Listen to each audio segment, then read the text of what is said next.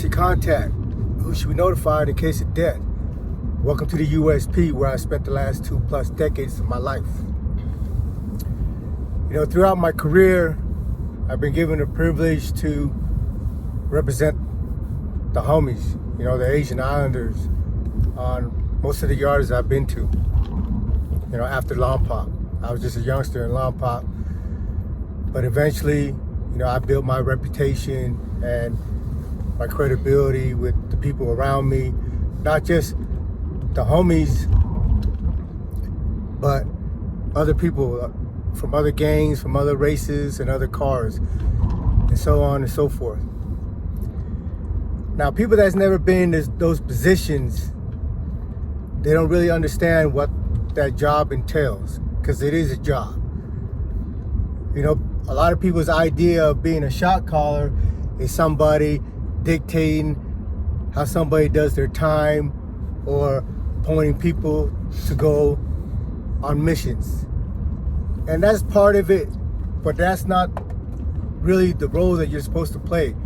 When you're a leader in a situation, you're really a public servant, because everything you do affects everybody else around you. I say that to point out, these dudes that are always so gung-ho and so quick to want to be in that position. And if you come across people like that, you should beware of them, because they're not in it for the right reason. I didn't appoint myself to be a representative or a speaker. The position was unofficially granted to me through the course of my time, because the people around me felt that I was best to represent our interests, that I had a cool head and an understanding of the prison politics, and that they trusted me that I would resolve or try to resolve certain issues in the best way possible. Now, of course, there's certain things that come along that there really isn't much to discuss. If somebody takes something from you, if somebody disrespects you, and if somebody's not paying their bills, So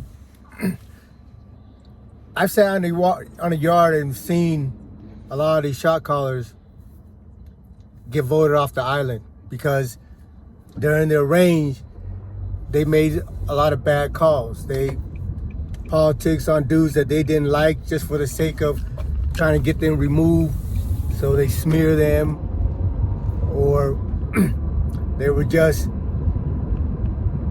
got it in their head that they were like a dictator and was just telling people what to do and just nominating the people that go on missions that they didn't really like and keeping the ones that they like around them.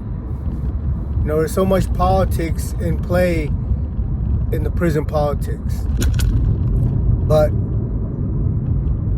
when you're in that position to make calls, at the end of the day, when people get fed up with all the bad calls that you're making, they're gonna hold you accountable. And the only way to remove you is through violence. Sometimes a lot of these shot callers, they feel safe in the yard that they're in. They got the authority, they got the position, but they know they've been fucking up, so they, make the calls. They need to make the call to keep themselves safe, to keep the people around them that they trust or that's got their back or that is stamping the shit that they do. But no one ever stays on a yard your whole bid. And eventually some of these dudes get shipped off somewhere else, so on and so forth. And their victims, the people that they made the calls on, that they called, that they got their head busted, they're saying, because when you come off the yard, when you come off the bus, when you get transferred to another prison, before you come off the bus, the people in the laundry room that has to make the bedroll already has the names of the people that's supposed to touch the yard. So you might not know who's on that yard, but everybody on that yard that needs to know knows who's coming. And There's been a few incidents where, and I'm talking particularly with the Native Americans, that these Native American shot caller left their safety of the compound that they were on, got shipped to another place, and then end up getting butchered, end up getting paralyzed, and all the rest, right? So what I'm gonna touch on today is a dude from Compton. His name is Bull. When we was in Lompoc, he had the yard for the Compton car. And now, Bull's no slouch. He's a thorough ass dude. You know, he's all that. When the Crips got into it with each other, Bull and like 14, 15 of his Compton homies went out there to the wreck, to the indoor wreck, and met their fate head up. But again, he was in a position of being a shot caller, and one of his homeboy was in violation. But he didn't want to deal with his homeboy because, you know, that's his homeboy. The Crips approached him, told him, hey, you know, you got to remove your homie from the yard. But he was like, nah, that's the homie. So he decided to stand with his homie, which I'm not against that. I'm just saying, when you're in a position of when you're in these positions, speaking for the group, you know, your objective is to make decision that's best for the whole car. But not only that, part of your responsibility is to hold people in your car accountable for the actions that they do. We all know the rules. When you violate the rules, there's certain things that comes with that. Bull and his homeboys decided to stick with his homie, to stand with his homie, even though his homie was in the wrong. They went into the indoor gym, and I've shared this story with you guys, and they got slaughtered, you know. But, you know, for us, like, we didn't feel like there was a notch taken down from them. If anything, like, they were warriors, they were hogs. Like me, I don't care what you want to stand up for. If you're willing to put your life on the line for it, then who am I to say you shouldn't? You know what I mean? But those guys, you know, shout out to them, to all those dudes that was in that incident, that walked into that lion's den and fought, you know, the whole Crip car. You know, shout out to them. There's much respect all the way through. With that being said, you know, in 2013, around 2013, I'm in Atwater, and I run into the homie from the Bay Area, Snow. Now, Snow is a known dope boy out of the Bay Area. We was in Lompoc together. Everybody knew his case. Everybody knew who he was. He was a good dude. And, you know, we were all young when we were in Lompoc, and I became friends with a lot of people from, you know, different gangs, different cars. And through the course of our time, you know, we try to keep in touch with each other, at least through, you know, different people that we know. So everybody knows where everybody's at for the most part. So every time somebody comes from the spot that Snow was at, that came to Atwater, that left wherever was Snow was at, he would send word, hey, tell the homie I said what's up, man. Tell Mesa I said what's up, so on and so forth. And, you know, we split up in 2004. I got to Lompoc in 2001, but we split up in 2004 when they shut Lompoc down because it got too crazy and shipped us all out to Victorville. But when we got to Victorville, me and my Sally Kojo that I mentioned before in one of my videos, we organized a laydown to shut down the whole prison. So when we shut down the prison, they stopped all the bus from Lompoc to Victorville, and all those people that were supposed to leave Lompoc, they started shipping them all over the country. So all of us that was in Lompoc we all got split up because of that. Now in 2013, Snow shows up to Atwater. You know, when we catch up, you know, about where he's been, where I've been, what's been going on the last freaking 10 years since we've seen each other, you know. And then he tells me about Bull, or not necessarily Bull, but one of the homies that was in Lompoc with us, another Crip dude, big old dude, and I can't recall his name. But the story was, you know, Bull, everywhere Bull go, he's gonna have the yard, or he's gonna have at least the keys to the Compton car. You know, he established himself in that position, and he's well loved and well respected by the homies that come out of Compton. Well, they had an incident on one of the yard that Snow was at, where a young Crip homie came, and I don't know if he was come from Compton or not, but for some reason, the young homie wasn't able to get his paperwork in the way that, you know, we have politics. Everybody has politics. You have a certain amount of days to get your paperwork in. And I can't confidently say that was the case. But Bull decided that he was a rat.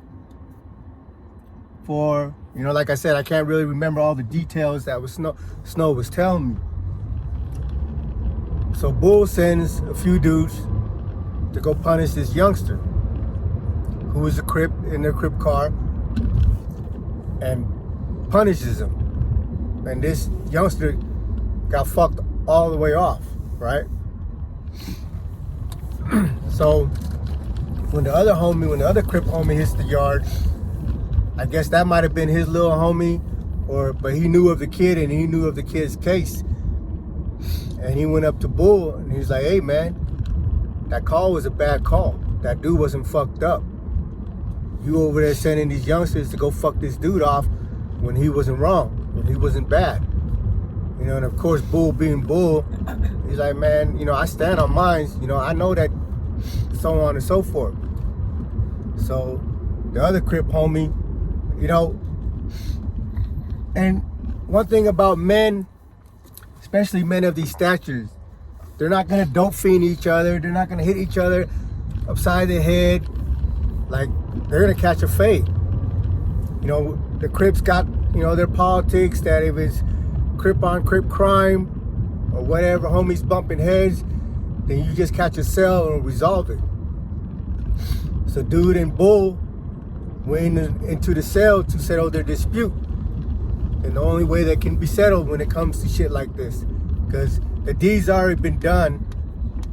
One dude felt that Bull made the wrong call, and he felt that Bull needed to be held accountable for that. So him and Bull went into the cell. And from what Snow related to me was that dude punished Bull. You know, I mean, to like the inch of his life. And I share that story because, you know, a lot of these youngsters, when they come into the system, they have their pride and they have their ego, and they don't want somebody else telling them what they can and can't do. But not only that, they're so quick to want to be in that position of leadership, to be in that position of, you know, shot caller. You know, when I was given the privilege of speaking for the homies, to be honest with you, it was nothing but a bunch of headaches. I didn't know there was so much drama. I didn't know there was so many issues going on with one person or another every single day. You know, I know how to do my time. Like I said, politics for dummies to keep themselves from getting everybody else in a wreck. If you know how to conduct yourself, then whatever the politics doesn't matter, because you know how to conduct yourself. You know, if you shake somebody's hand, you keep your word. You know, if you make a deal, you fulfill that deal. If you owe somebody money, You pay them when you tell them you're supposed to pay them. It's simple. And for me, I would have rather just done my time the way I was doing it. The way I like to do my time was I like to gamble and get high. I go smoke me some weed, go run my poker game, and mind my motherfucking business. And I thought everybody was doing that. Not necessarily getting high and gambling, but minding their own fucking business and conducting themselves the way they're supposed to conduct themselves. So we had an incident in Atwater where, Eddie and the homie Fauzi got taken off the yard. And, we had representatives on the east side and west side. On one side was the homie Joe, he's Filipino. And on our side was Silva, he was also Filipino, that spoke for us. But the unofficial dudes that we followed behind was Eddie Sua. So Eddie Sua, when it came to the important things, ended up making the calls, But when he went to the shoe, we had a couple of youngsters that was quick to try to fill that void, And they informed me that they made this call about knocking one of the homies off. And I'm like, man, how did you guys come up to that conclusion? They were in a unit with each other, and they decided that they should be the spokesman or whatever. They nominated each other in these positions. Well, they made this call, and it was a bad call. So now they're coming to me to put out the fire. So that's how I end up being in a position of speaking for the homies. Now I'm not knowing anything was going on. These kids went and took upon themselves to be shot callers and whatnot. I end up having to put out the fire and eventually end up being the spokesman for the group. But when you want a position that you haven't earned, when you want a position that hasn't been given to you through your peers, you would have to think that you're in it for the wrong reason. Because if you know what this job entails, it's nothing but a headache. For me, I've seen these shot callers that make calls from the back of the line where they're safe. They walk around with the security and so on and so forth. And they might be in that position of shot caller because they might have money. So now they're paying people or whatever. I don't know. But for me, being in that position myself, I understand that I'm a public servant. And my job is to make decisions that are best for the whole. And to do things that are in our best interests. And for the most part, let's just say 90%. I'm confident that at every opportunity, at every incident, that I was able to make the right call that was best for my homies, that was best for my people. That doesn't mean that there were some homies that didn't have to get removed. But when I had to make those calls, it was done, begrudgingly, because I've given this individual ample opportunity to correct himself or to make things right with whoever he's in a conflict with, but they refuse. And when you have people that doesn't care about your well-being the way you care about their well-being, then you have to remove them.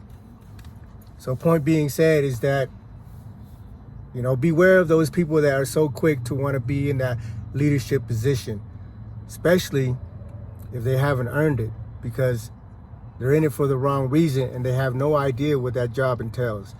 And that job, it's a lot of headache, man. And at the end of the day, no matter what's going on, when you're at the head of the snake, whatever goes wrong, you're going to be held accountable.